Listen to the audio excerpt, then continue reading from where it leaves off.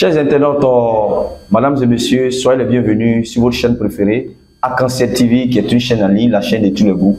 Et votre serviteur s'appelle Gloria Baby Sophia, je suis conférencier, je suis médecin prophétique et je suis naturaliste. Et je vous remercie pour tous ceux qui sont abonnés à cette chaîne, je vous dis merci. Et en tant que spiritualiste et naturaliste, je sais que souvent il y a des gens, c'est pas tout le monde qui partage mon avis, mais la chaîne, il y a plusieurs couleurs. C'est pour ça qu'on a pris l'arc-en-ciel comme notre emblème. Aujourd'hui, je suis là pour vous parler des bienfaits de la nature, des bienfaits de l'éternel Dieu à travers moi. Vous savez, comme je l'ai toujours dit, faire de la spiritualité n'est pas facile. Mais nous sommes spiritualistes. On n'est pas pasteur, on n'est pas prophète pour garder des âmes quand nous finissons de les traiter. Nous leur donnons des conseils et nous les laissons dans leurs églises ou dans leur congrégation ou dans leur communauté. Parce que nous, notre rôle, c'est d'équilibrer ceux qui sont déséquilibrés, donner la santé à ceux qui sont malades. C'est notre rôle. Le rôle d'un spirituel, le rôle d'un naturaliste, nous sommes comme les docteurs prophétiques, comme on le dit. Nous, tout ce qui est comme maladie qu'on ne voit pas, tout ce qui est comme mauvais sort, tout ce qui est comme des maladies liées à la sorcellerie, tout ce qui est comme maladie invisible, c'est là que nous, on intervient. Parce qu'aujourd'hui, comme je l'ai dit, le monde est spirituel. Le monde spirituel, il y a beaucoup qui ignorent, mais je vous assure que le monde spirituel existe. La sorcellerie existe bel et bien. Donc, il y a des maladies que les sorciers lancent. Il y a des maladies que les lanceurs de sorts lancent, où les appareils médicaux ne peuvent pas vraiment détecter. Parce que quand le mal est spirituel, il faut le spirituel pour traiter le mal. Il y a des maladies qui sont physiques, sur lesquelles on peut aller faire des scanners, des radios, des échographies, et puis voir le mal. Mais il y a des maladies, on fait tous ces examens-là, on ne voit rien, mais le patient se plaint de douleurs, le patient se plaint.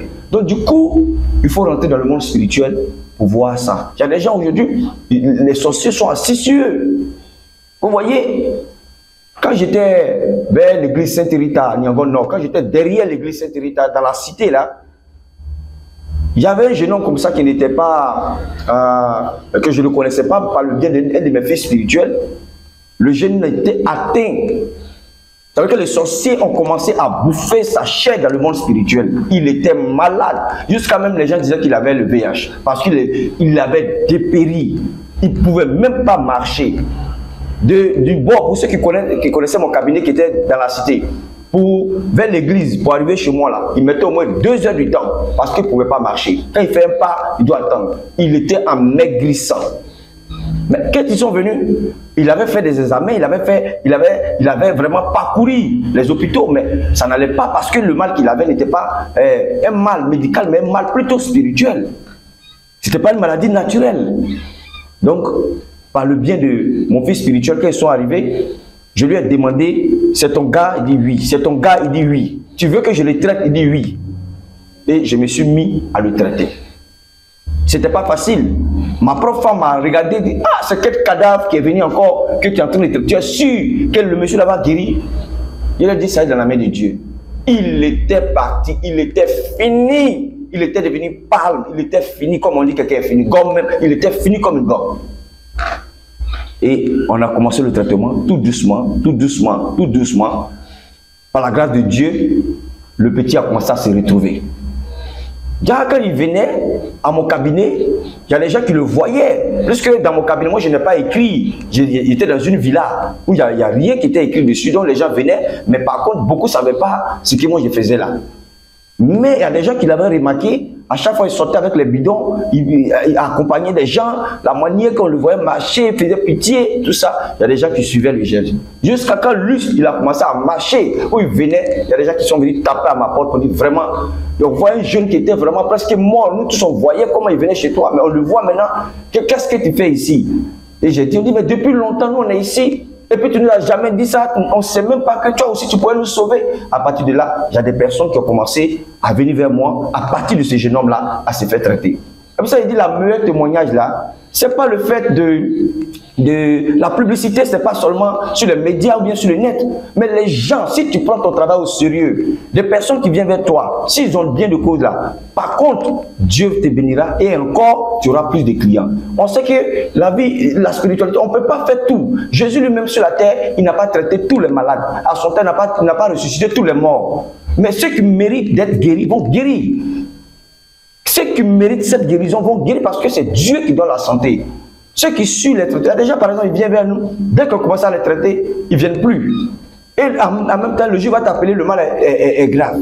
Parce que toute maladie liée à la sorcellerie, si tu sais que tu ne vas pas vraiment respecter les conditions spirituelles, il ne faut pas traiter. Parce que quand tu viens que les sorciers savent que tu vas les dévoiler, que tu vas faire des choses, tu as un combat. Donc tu dois continuer le traitement pour que tous ces sorciers-là te laissent, que le mal te laisse. Et c'est ce que beaucoup ne font pas. Ils viennent vers nous de façon superficielle. Quand on leur donne les choses, quand ils voient, ils ne font pas. Ou bien par contre aussi, ils viennent aujourd'hui, demain, tu ne vois plus. Et après, ils disent non, je suis allé chez lui, je n'ai rien vu. Mais parce qu'ils ne font pas le traitement comme c'est doit. En toute chose, il y a les traitements, même à l'église, à l'hôpital, il y a des temps de traitement. Quand tu payes un flacon de médicaments, souvent, ce n'est pas un seul comprimé qui est dedans. Il faut faire le traitement. Et c'est ce que beaucoup ne font pas. Voici un de mes fils qui va faire son témoignage, qui était oppressé. La dernière fois qu'il venait, son oreille était sombre. Il était vraiment lui-même, il est là, quand la tête est là, le genou ne porte pas chapeau. Il va lui-même, on va rester dans l'anonymat, son image va rester, mais il va parler ce qu'il a ressenti quand il venait ici, comment il se sentait et comment il se sent aujourd'hui. Parce que moi, je le dis, je ne fais pas de combine dans mes traitements. Je ne fais pas de combine. Ça n'a pas marché, ça n'a pas marché. Ça a marché, ça a marché. Moi, en tout cas, je ne fais pas de combine dans mes traitements. Et en tout cas, par la grâce de Dieu, depuis 1998 jusqu'à aujourd'hui, je n'ai jamais eu de honte. Dieu a toujours été présent. Donc, frère, tu laisses ton nom, mais parle. Quand tu venais, ce que tu ressentais, tout ça, je te donne le micro. En tout cas, je te remercie et que Dieu te bénisse encore. Parce qu'il travaille puissamment avec toi. En toute sincérité, je connais le maître il y a longtemps de cela, depuis que j'étais très petit. Voilà. Et quand il me traitait, ça allait et je ne revenais plus. Parce qu'en ce moment, on était encore très jeune, on avait la tête haute. Donc, il s'est avéré que il est arrivé un moment où je ne venais plus. Il a fait près de 2 ans que je ne venais plus le voir. Et pendant ces 2 ans-là, j'ai commencé à traverser des moments très, très, très difficiles. J'avais comme une dépression en tête. C'est-à-dire que je n'arrivais même pas à dormir. Dormir même, c'était un problème. Même me laver même, c'était un problème. Ma peau, là, il commençait à avoir des choses comme des teignes, des dates. Malgré que je paie des savons, tout, mais zéro. Il dit, ah, je vais aller voir mon maître. Même s'il y a longtemps, il sait qu'il ne va pas se fâcher après moi. C'était ce que je l'ai appelé cheveux. Et quand je suis arrivé, il m'a vu, je l'ai expliqué. Et il ne voulait même pas me laisser aller. Et là, il a fait un bain pour moi. Je vous dis juste un seul bain qu'il a fait pour moi. J'ai dormi cette nuit-là comme un nouveau-né. C'est comme si c'est une décharge qui est quittée en moi. C'est comme si c'est un poids qu'ils ont enlevé en moi. Et puis mes affaires sont ouvertes. Je deviens sur le champ. Le même jour, même dans l'air, celle que je vendais, je n'ai pas vu dans cette terre.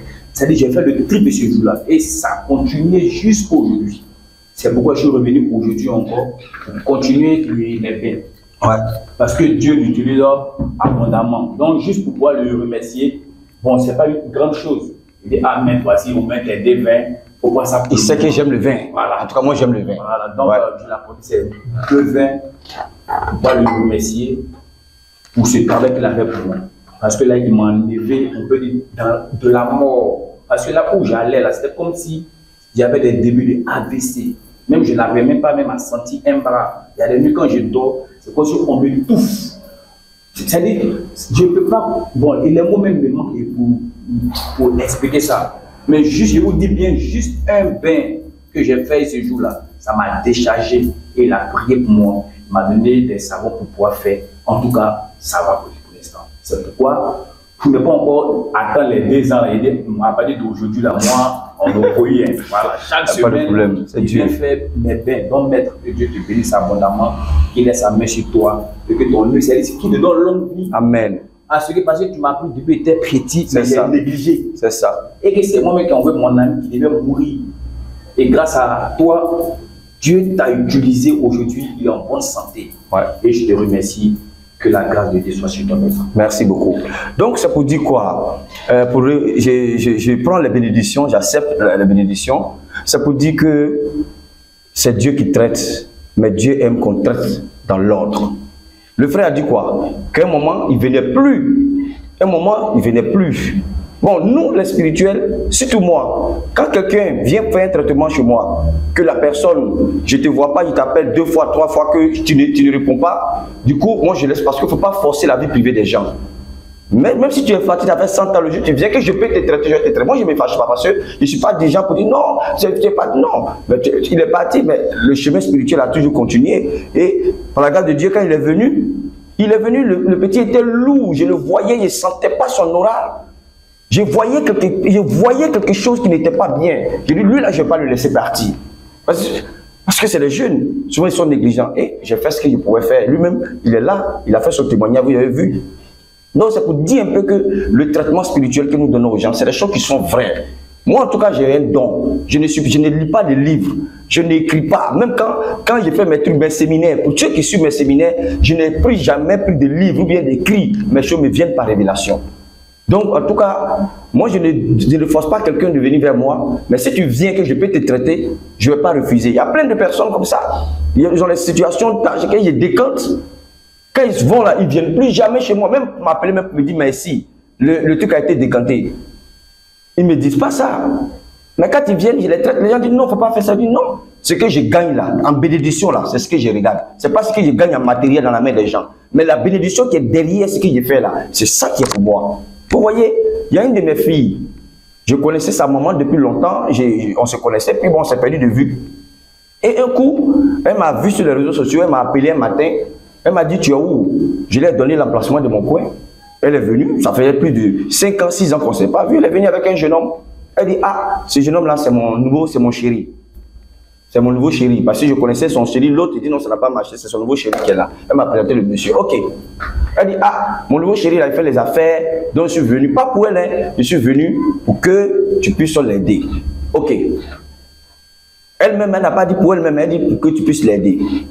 Il fait les affaires dans tel domaine. Tout le gars aussi, il a pris la parole. Vraiment, il faut m'aider. Il n'y a pas de problème. Je lui ai proposé un rituel. Je n'ai même pas pris un sou, hein, puisque c'est une fille que je connais depuis longtemps, je connaissais ses parents, tout ça. J'ai fait le rituel pour lui. Et il devait aller en France. Il devait aller en France, les trucs étaient un peu bloqués, tout ça. Quand il a fini le rituel, quand ils sont partis, ils ne m'ont plus jamais appelé pour me dire si le rituel a marché ou pas. Ils ne m'ont plus jamais appelé. Jusqu'à au moins, ça fait aujourd'hui 3 ans. Ça veut dire que ça fait aujourd'hui 3 ans. Avant-hier, je suis là, mon portable sonne. Je ne vais pas l'exposer, mon portable sonne, c'est ma fille. Elle en pleure. Ah, le gars, que je suis venu chez toi là, voici ça, je vais te voir. Je lui indique mon nouveau coin, parce qu'il a déménagé. Elle vient. Je la reçois, elle dit, ah, j'ai fait une erreur. Si elle savait même là, le rituel que tu as fait pour le gars là, c'est pas pour lui que tu allais faire. C'est pour moi que tu allais faire, que ça marchait. Il est parti en France, il est revenu. Aujourd'hui, ça marche. Gars, il sort avec telle fille là. Il ne m'a pas dit. Elle a commencé à raconter sa vie. Vraiment, si je savais là, c'est pour moi que tu allais faire. Genre de gâter ce que j'ai fait. Moi, quand j'ai fait un travail, je ne gâte pas. Moi, je ne suis pas des gens que tu as fait travail pour quelqu'un. Même, il y a des gens même qui ont fait des travaux, qui sont devenus des agents. Je ne vais pas rentrer dedans, je les vois sur la route. C'est sur la route, on dit, ah, Gloria, quand il est fini, ils ne viennent plus. Moi, ce n'est pas ça. Si ça marchait, que tu sois reconnaissant ou pas, ça ne va pas enlever mon don. C'est la bénédiction là qui est derrière, là que j'essaie. C'est ce qui est pour moi, comme je l'ai dit tout à l'heure. Donc, la jeune dame, elle dit, bon, je veux que tu fasses pour moi. Mais ce que tu as fait pour moi là, ce n'est qu'un plus dosé que pour lui. Pour qu'il sache que c'est maintenant là qu'il reconnaisse que c'est moi qui ai fait. C'est maintenant là qu'elle reconnaît que c'est moi. Parce qu'aujourd'hui, elle n'a pas un bon thème avec ce dernier là, qui revienne. J'ai dit même merci, ils ne m'ont pas appelé. Quand le monsieur est parti, il ne m'a plus appelé. Il me dit, ah vraiment ça marchait, il m'envoie en France, bien sûr, revenu de France, etc. Donc commencer les affaires. Mais aujourd'hui, elle voit que le gars en train de la laisser, le gars en train de financer encore dans une autre jeune dame et autres. Elle découvre ça, elle court maintenant, elle vient vers moi pour que je puisse faire le même rituel aussi pour elle, pour qu'elle aussi, c'est pas comme ça les choses se passent. Dans la vie, il faut être reconnaissant. Et beaucoup dans notre travail, quand tu fais un travail pour eux, on est habitué à ça. Moi, quand je ne te vois pas, je ne vais pas t'appeler parce que même si ça marche, il y a beaucoup qui ne vont pas venir te dire. Quand ça n'a pas marché, il va traîner ton nom, salir ton image. Mais quand c'est bon, beaucoup ne viendront pas te dire. Hein. Ils restent dans le coin. Il reste dans le côté. Demain, quand il a un autre problème, c'est là, il va venir vers toi. C'est le cas, si je vais expliquer là, les cas sont trop. Il y a une de mes filles qui a ouvert un petit magasin pour faire une cave. Elle est venue me chercher. Je me suis déplacé. Moi, il ne me déplace pas comme ça. Je suis allé dans sa cave un dimanche après l'église. Je suis allé sanctifier sa cave. J'ai protégé sa cave. Et j'ai confié sa cave à l'Éternel pour que la clientèle soit là. Bon, après moi, elle ne venait pas. Même merci. Et après, dans son cheminement, elle a rencontré un monsieur qui est céleste. Et le monsieur a commencé à la suivre aussi. Et ce qu'elle m'a fait là, elle voulait faire ça au monsieur. Manque de fidélité, on ne t'appelle pas pour dire merci. Le monsieur l'a menacé que je vais te maudire. C'est là qu'il va savoir que non, c'est pas toi qui as fait que ma cave marche. Il faut me maudire. Mon père spirituel s'appelle Monsieur Gloria.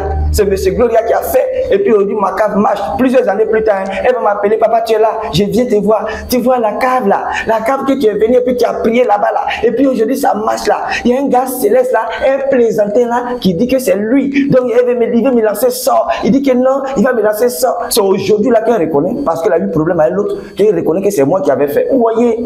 C'est ça qui fait qu'on trouve que non, telle personne est forte, telle personne n'est pas forte.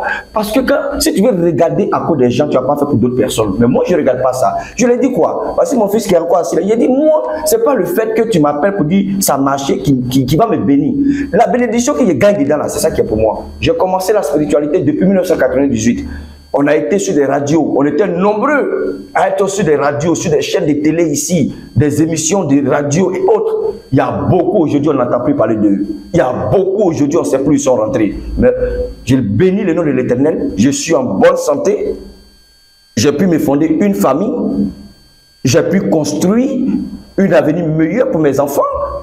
J'ai pu, en tout cas, j'ai béni le nom de Dieu avec le souffle de vie même qui me donne, la santé qui me donne. Il y a des gens qui m'appellent. Dieu, comme je l'ai dit, je n'ai jamais changé de numéro. Depuis que j'ai commencé la spiritualité, avant, ou, qu'on appelle, autant bon, je n'ai pas cité les noms, mais avant, d'autres présidents, le deuxième président de la Côte d'Ivoire, moi, j'avais déjà commencé en 1998.